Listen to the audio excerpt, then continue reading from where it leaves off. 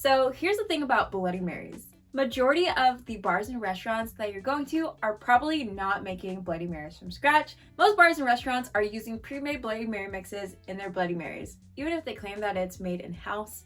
Sometimes that's not always the case. A long time ago, I worked at a restaurant and we claimed to have made our Bloody Mary mixes in-house, where we would literally just buy big cases of Bloody Mary mix. The only thing different that we did was we added like a spoonful of horseradish in there, and then we claimed it still to be made in-house. Not saying that all places do that, and also not to diss anyone that uses pre-made Bloody Mary mixes in their Bloody Marys. There are actually some really good ones out there, but from my experience, every Bloody Mary mix is not made the same, and some taste better than others.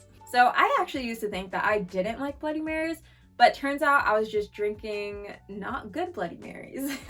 So for that reason, I don't really order Bloody Marys when I go out and about. If I really feel in the mood to drink a Bloody Mary, which honestly isn't that often, but I would much rather just make it from scratch.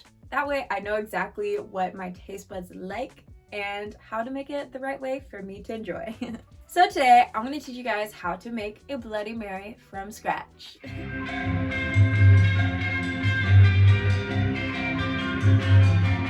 When it comes to Bloody Marys, I personally think for this cocktail that you can kind of measure it however your heart so desires. I personally don't like drinking straight tomato juice, so I'm gonna have a heavier hand when it comes to the savory ingredients. With that being said, if you like a more tomato forward Bloody Mary, then add more tomato juice and less of the other ingredients. And along with that, if you want it to be more or less spicy, then just adjust the measurements to your personal preferences.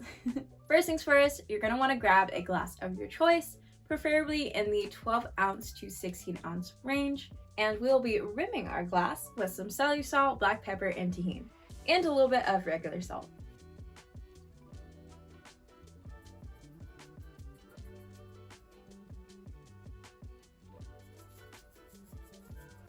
So I forgot to grab a fork to mix it up, so I'm just gonna use a straw that I'm gonna use later.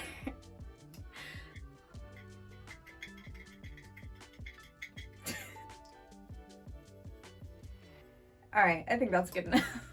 I got some fresh lemon juice. I'm gonna use this to dip the glass in and then rim it in the...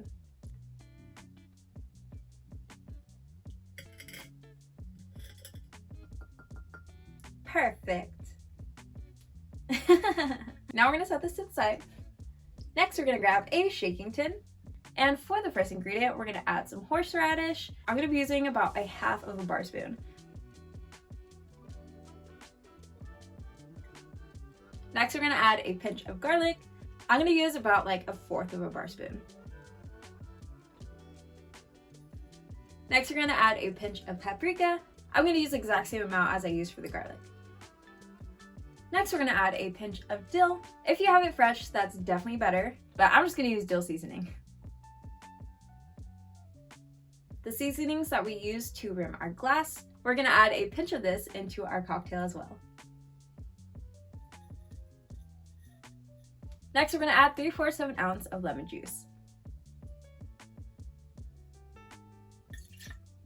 Next, we're gonna add 3/4 of an ounce of Worcestershire, whatever. You know what I mean. Worcestershire sauce. Next, we're gonna add a 1/2 ounce of pickle juice. I'm using bread and butter pickle juice.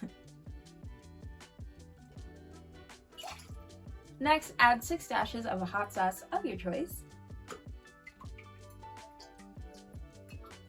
Next, add 4 ounces of tomato juice.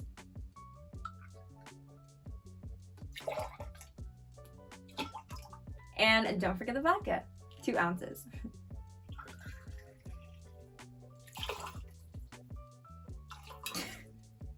Two shots of vodka. That's it for all the cocktail ingredients. Now what we're gonna do is a technique called rolling. In a way, this technique is kind of like a mix between shaking and stirring as far as like aeration and dilution goes. So you're gonna need the second half of your shaking tin, and you're also gonna need some ice. So basically what rolling is you're just kind of pouring the cocktail into each shaking tin, and you do want to create like a little bit of height to make sure that you're getting that aeration into the cocktail. Now that I've poured it into this tin, I'm gonna set the other one down, and then we're gonna strain it into this one.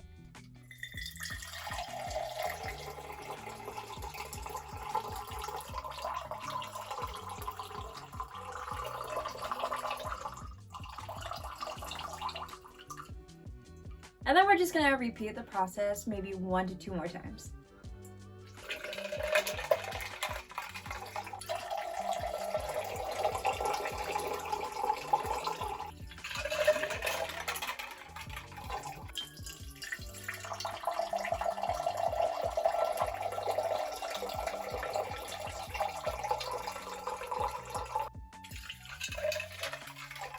Now we are going to slightly set this to the side, and we're gonna bring our glass back out.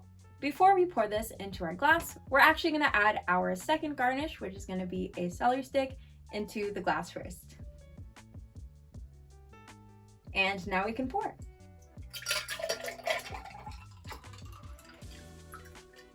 And now, using what's left of our ice, we're going to fill all the way to the top.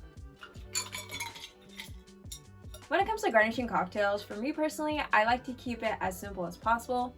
However, this is a Bloody Mary, and there are some crazy garnishes out there that you could definitely play around with. I am gonna spruce it up just a little bit more, and I'm gonna add a bit of beef jerky and a blue cheese stuffed olive.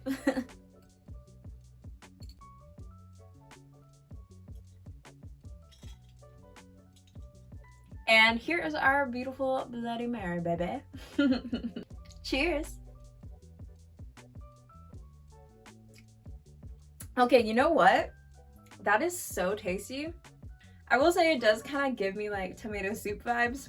And I like tomato soup, especially with some grilled cheese, like, fire. Actually, now I'm craving grilled cheese. See, like you absolutely need like the seasonings and the spices, because otherwise it literally just tastes like tomato. I kind of went heavier on the spice too, but this is absolutely delicious and I'm a fan. Alright, so that's pretty much it for today's video. I hope you liked it. I hope you enjoyed this Bloody Mary.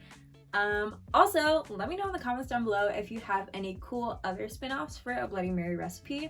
I'd like to try it out and see how I like it, bye-bye. And if you didn't know, my name is Fly Girl Nina, and this is Fly Girl Bartending. Stay fly.